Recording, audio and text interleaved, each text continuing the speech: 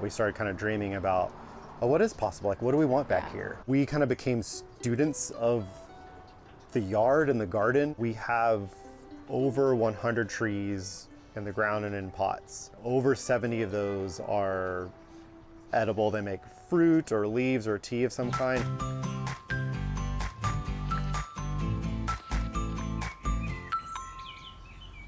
Hi, I am Kristin Harvey, and this is our garden. Yeah, and I'm Ryan Harvey, and we bought this house in 2014. And when we first moved in, there was a lot of bamboo and some trash trees. We just spent years slowly taking out dead trees, dead plants, dead everything, and enriching the soil and planting things in the ground just to see what would happen. Yeah, we both cook a lot, and so I think that was probably one of the first kind of impetuses for us, was just, well, we want to grow our own herbs, maybe some of our own food. And so a friend of ours, as a housewarming gift, gave us a book about permaculture.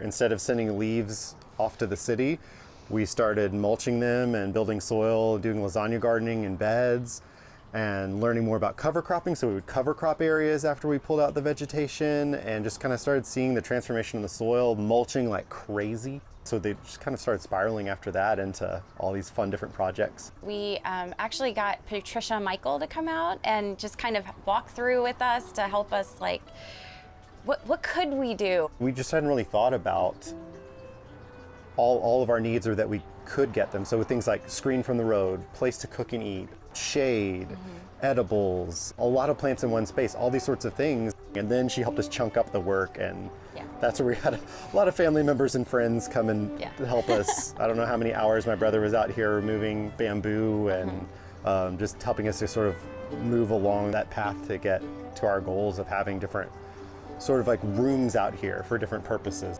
We like being out here, we like having coffee, we like relaxing, we love animals, and so over time the visions kind of became, let's see how many edible things we can fit out here.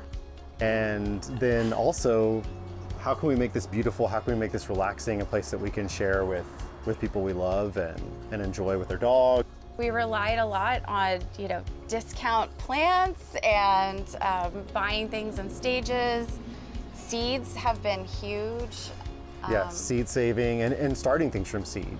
One of the wonderful things about having plants that make seeds is that you then have free plants the next year. We had zinnias that we grew from seed one year, and then, at the end of the season, chopped them off, and I thought, oh, I'll just throw them back in the bed.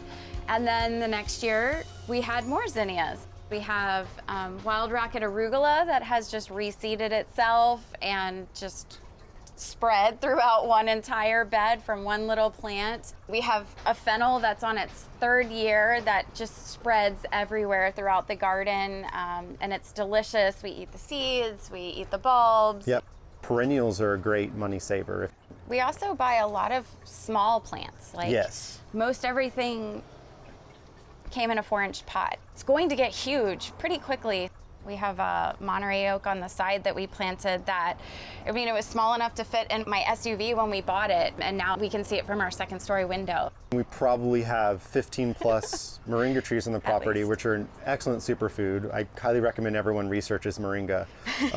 And that I bought a $20 package of organic seeds, sprouted them myself, and we just started planting them around everywhere. We've gone through a couple of stretches where we didn't have to buy vegetables from the store, but our big goal is just growing our own greens and herbs. And so we like to be able to have a salad year round. We knew we wanted to sit on the porch and just enjoy it. And so we thought, what can we do to make it even more enjoyable? Big parts of that were screening. We have a busy road not too far off over that way. So we, wanted screening, but we also wanted, fragrance. So we put almond verbena and mountain laurel right off the porch, and we have a sweet olive over there and have planted another one here so that when the flowers are blooming, we get the fragrance and we can just sit here and see the butterflies. During the pandemic, we met one of our neighbors because he would walk every day, and he said he would walk past our almond verbena just to enjoy the smell, and that was like his reward for going on a walk, was getting to smell our trees. Your mom gave us that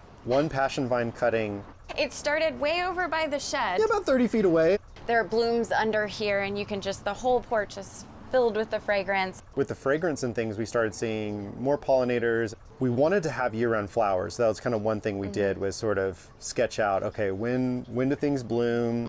I would start with more than one plant. I would start in one tiny area. Plants like to be together. It's all part of one system that goes into the soil. When everything dies back in the winter, we just try and leave it all until spring because it makes so much habitat. Part of that is just thinking about all of the different things that live here and what they need to survive the winter, which is just let dead stuff be. It's fine. You just chop and drop. The vegetation that you drop becomes mulch. The insects, they like to hide in there. And we have hundreds of lizards.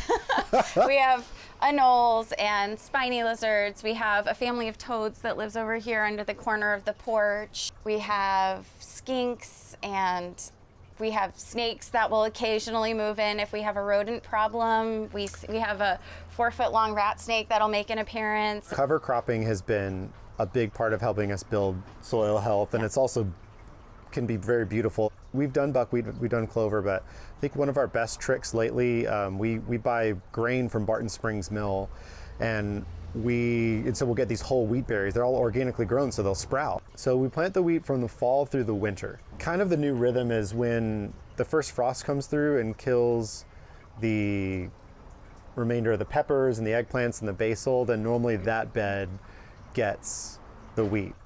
That and black-eyed peas too are great for cover cropping. I would say, I think, the garden has become our happy place. It not only just connects you to this place, but it also kind of connects us to, I think, our family histories as well. My aunt is actually a professional horticulturalist, and she loves to tell stories about how growing up, they would drag me to these gardens, and I would be like, oh my God, not another plant. And I was so annoyed growing up having to just go to Longwood Gardens and Hershey Gardens all the time. And now I'm like, oh, can we go to Longwood every time we go visit? Both of my grandmas grew things. My great-grandparents on one side were farmers, and on the other side, my great-grandmother was basically a poor Italian immigrant who grew food just to survive in their yard when they moved here. Even our plants, like that fig tree is a cutting from my dad's fig tree that we gave him for his 50th birthday. I have a pomegranate tree that my friends bought me after my grandmother passed away because they know I don't like flowers that die. I like things that live, so they gave me a pomegranate tree. We changed a lot the more we got into gardening. Just kind of seeing how resilient nature and life can be. The other day we were out with friends just talking about all the birds we'd seen lately. And I will tell you what, like after a conversation like that, we're all so relaxed and so happy and so connected, so much more so than if we were talking about the stock market or all these other things. This is real. These are things I want to talk about. I want to share food with people. We want to share a garden with people. It's a connection, like it just kind of always draws us back to the earth, just those patterns every day.